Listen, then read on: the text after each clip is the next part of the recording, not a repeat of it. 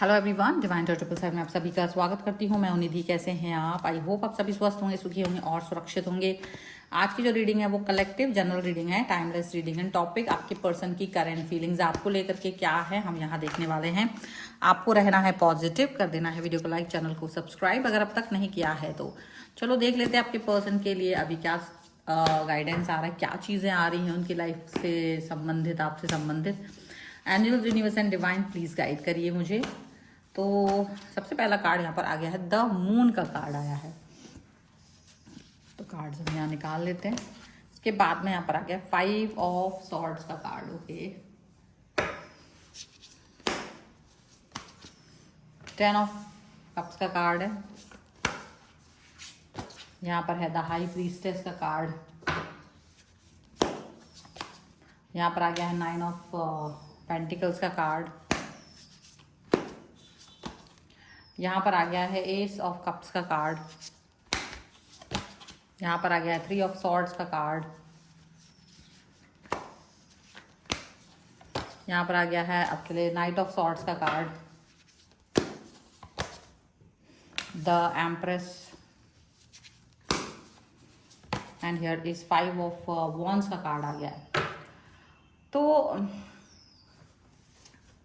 अगर पहले हम राशियों की बात कर लेते हैं यहाँ पर, तो यहाँ पर सभी एलिमेंट्स हैं चारों और 12 ही राशियाँ हैं। यहाँ जो कार्ड है वो द ड्रीमर है, पेज ऑफ कप्स है एंड 10 ऑफ वॉन्ड्स का कार्ड है। ठीक है, followed by 10 of king of wands.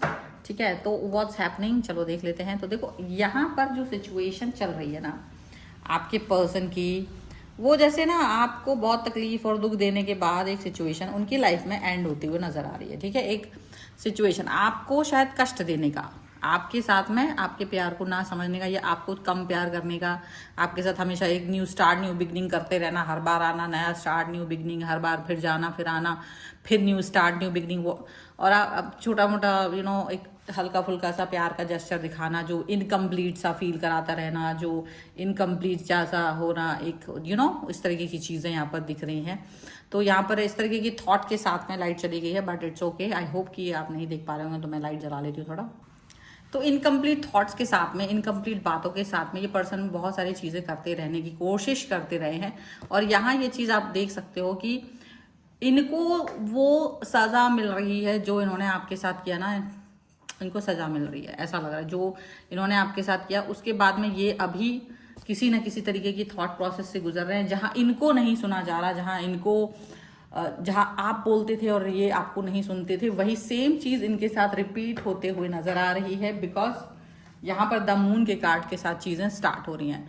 मतलब इनका मेंटल हेल्थ कहीं ना कहीं गड़बड़ हो रहा है। कहीं किसी समय इन्होंने आपके मेंटल हेल्थ को एकदम बेकार कर दिया था, उसकी ऐसी तैसी कर दी थी। तो आज इनका मेंटल हेल्थ भी कैसे बच सकता है? ये कैसे सोच सकते हैं कि इनकी लाइफ सब कुछ अच्छी होगी, इनकी लाइफ में सब कुछ स्मूथ चलने वाला है? ये चीज़ हो ही नहीं सकती है। बिकॉज अगर आप किसी व्यक्ति को दुख देंगे, दर्द देंगे, तकलीफ देंगे, तो ये कभी नहीं होगा कि आपकी लाइफ बहुत अच्छी चलने वाली है, आपकी लाइफ में सब कुछ ठीक चलने वाला है। तो ये पर्सन के बाद इस पर्सन के मन में ये सोच अभी आ रही है। इस पर्सन को ये चीज़ फील हो रही है कि इनको भी कष्ट मिल रहा है। इनको समझाने वाला कोई नहीं है। अब इनको समझाने वाला कोई व्यक्ति नहीं है जो इनको समझ सके, जो इनको समझा सके, जो इनके दर्द को मतलब वो कर सके। तो इनको क्या याद आ रहा है? अपना हरकत याद आ रही है जो इन्होंने आपके साथ की थी, आपको इग्नोर करके। बहुत बार, कई बार इन्होंने आपको इग्नोर किया। आप कुछ बोलना चाहते थे, आप बोल ही नहीं पा रहे थे। आप बोलना चाहते थे, ये सुनना नहीं चाहते थे।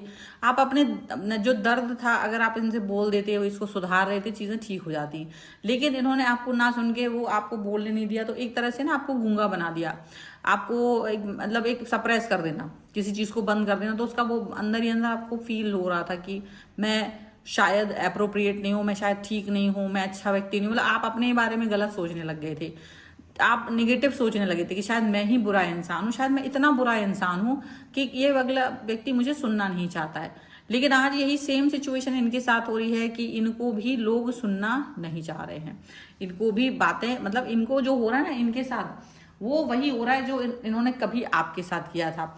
वो सारी चीजें रिपीटेशन में हो रही हैं। ठीक है, ये आपके सामने 10 ऑफ कप्स के कार्ड की तरह मतलब दिख रहे थे, यानी ये किसी और व्यक्ति के साथ अपने आप को ज़्यादा खुश दिखा रहे थे कि मैं तो बहुत खुश हूँ, मेरी लाइफ में सब कुछ है, मेरी लाइफ में सारी चीज़ें हैं।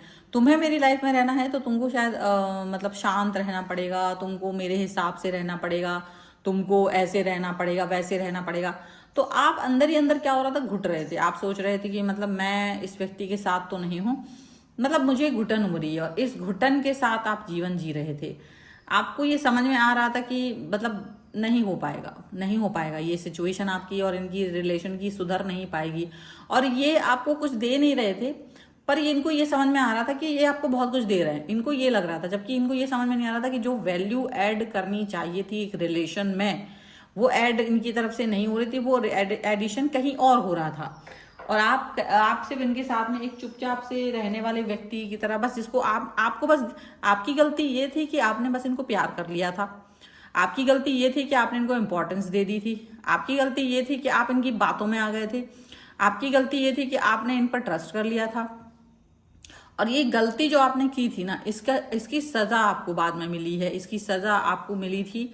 और आपका दुख, दर्द, तकलीफ, जब क्या होता है ना, आप अपने पर्सन से कुछ बात कहना चाहते हो तो वो व्यक्ति अगर वहीं सुन लेता है तो कोई तकलीफ नहीं होती, आप सही हो जाते हो, आपका दिमाग ठीक हो जाता है, चीजें ठीक हो जाती हैं, सब कुछ चल देती है। लेकिन जब आपका व्यक्ति, पर्सन आपको नहीं सुन रहा है, आपको चुप रहने पर मजबूर कर रहा है, सप्रेस कर रहा है आपकी थॉट्स को, तो क्या होता है ना, भले आप ना बोल पाओ, फिर दंड मिलता है उसे यूनिवर्स की तरफ से, क्योंकि यूनिवर्स आपको घुटते हुए देख रहा होता है। क्योंकि यूनिवर्स तो उसको वो बातें बताना चाह रहा होता है, तो वो सोचता है कि अगर ये पर्सन सुन लेगा तो सुधर जाएगा, नहीं तो इसको लेसन की तरह समझाया जाएगा।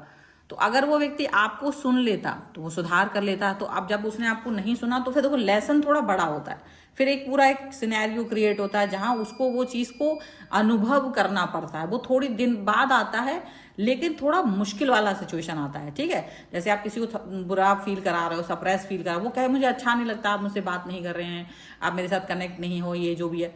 तो अगर वो व्यक्ति सुन लेता है, वो अपनी सिचुएशन समझा देता है और वो उसके साथ एडजस्ट करके या वो उसके साथ में सही तरीके से व्यवहार करके अपनी उसकी उस परेशानी पर हल करता है, तो कोई दिक्कत नहीं है। लेकिन जब उन्होंने नहीं किया तो फिर यूनिवर्स ने इन पर चाबुक चलाया, थोड़े दिन बाद चलाया, लेकिन चलाया। और जहां वो चाबुक चला है तो फिर इनको दिख रहा है कि इनके पास वो व्यक्ति नहीं है, ऐसा कोई व्यक्ति नहीं है जिसके साथ ये प्यार से बात कर सकें, जिसके साथ में ये कनेक्ट हो सकें। क्योंकि जिस भी व्यक्ति के साथ ये पर्सन थे, वो व्यक्ति भी इनको छोड़ करके भाग गया, या वो व्यक्ति अपने कामों में बिजी हो गया, तो वो अवेलेबल नहीं है। तो अभी क्या हो रहा है ना, इनको भी वो घुटन हो रही है, इनको भी ये फील आ रहा है कि मेरे पास भी कोई बात करने के लिए नहीं है, मैं वैसा व्यक्ति बन गया हूं। तो अब ये पर्सन क्या हो रहा है, लेकिन आपको किस तरह से देख रहा है कि आप बहुत मतलब सेल्फिश हो, आप बहुत बेकार इंसान हो, आप तो सुनते ही नहीं हो, आप तो मुझे छोड़कर ही चले गए, आपने तो पलट के ही नहीं देखा मेरी तरफ। तो आपको वो ऐसे पर्सन की तरह देख रहे हैं। इनको लग रहा है कि जो इनके साथ मैंने किया, मन में तो सोच रहा है ये व्यक्ति कि यार जिसके साथ मैंने जो जो किया इसके साथ वो सब मेरे साथ घट रहा है। लेकिन इनको मतलब इससे कोई फर्क नहीं पड़ रहा, मतलब आपको अब फर्क पड़ने वाली सिचुएशन से तो आप बाहर निकल आए हैं बहुत दिन पहले। क्योंकि जब इंसान ने आपको इंपॉर्टेंस नहीं दी तो रोते बिलखते, भाई आप स्ट्रांग हो गए, ठीक है, आपकी बेल थी उसको कट करके फेंक दिया इसने, तो कोई बात नहीं, आपने अपने आप ही सर्वाइव करना सीख लिया, अकेले में आगे बढ़ना सीख लिया, पॉजिटिव रहना सीख लिया। तो ये जो आपने सीखा वो तो आपके लिए सीख थी। इसकी लर्निंग के साथ में आपको ये लर्निंग हुई कि भाई मुझे कोई नहीं मिल रहा, मैं अकेला इंसान, चलो ठीक है, मैं अपने आप को पॉजिटिव देख लूं, मैं स्ट्रांग बन जाऊं। ये आपका स्ट्रांगनेस बिहेवियर दिख रहा है। लेकिन अब ये पर्सन क्या कर रहे हैं, आपके प्रति वही प्यार दिखाने की कोशिश कर रहे हैं, लेकिन वही सेम छोटे लेवल पर आपको अब इसका वो प्यार में ना धूर्तता नजर आती है, आपको दिखता है ये धूर्त है।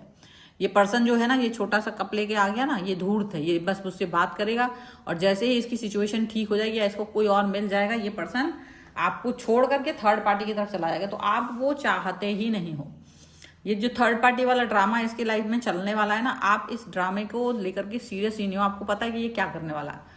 सो आप वेरी अलर्ट होते हुए इस व्यक्ति के साथ में ज्यादा बातचीत नहीं करो, क्योंकि ये भी जानता है कि बस आपका इस्तेमाल करूंगा, थोड़े समय बाद मैं फिर कुछ ऐसी सिचुएशन मेरी लाइफ में आती है तो हम आगे निकल जाएंगे। लेकिन इस बार आप अपना कंधा नहीं देने वाले हो। आपने सोच लिया बेटा तुम रो, अगर तुम्हें रोना है तो तुम रो, पर मेरा कंधा तो तुम्हें नहीं मिलेगा, मेरी तरफ से तुम्हें कोई प्यार वाले वर्ड्स नहीं मिलेंगे। आप बहुत गुस्से में हो क्योंकि जिस तरीके का व्यवहार इन्होंने आपके साथ किया था, आपको लगता है कि देखो इन्हें जो मिल रहा है वो मिल रहा है, मैं इसके लिए रिस्पॉन्सिबल नहीं हूँ। आपको लगता है भाई मैंने तो कुछ नहीं किया, आपने मेरे साथ रिश्तों को संभाला नहीं, समझाया नहीं, आगे नहीं बढ़ाया, उन पे वर्क नहीं किया जैसे हम चाह रहे थे, उसको संतुष्टि के साथ में आगे नहीं बढ़ाया, तो फिर ठीक है, अब तुम जहां जाना जाओ। मैं वापस से तुमको चांस दे करके वापस से वही वीक पर्सन नहीं बनना चाहता हूं। तो आप बहुत बहुत स्ट्रांग पर्सन बन करके आगे बढ़ रहे हो, ऐसा दिख रहा है।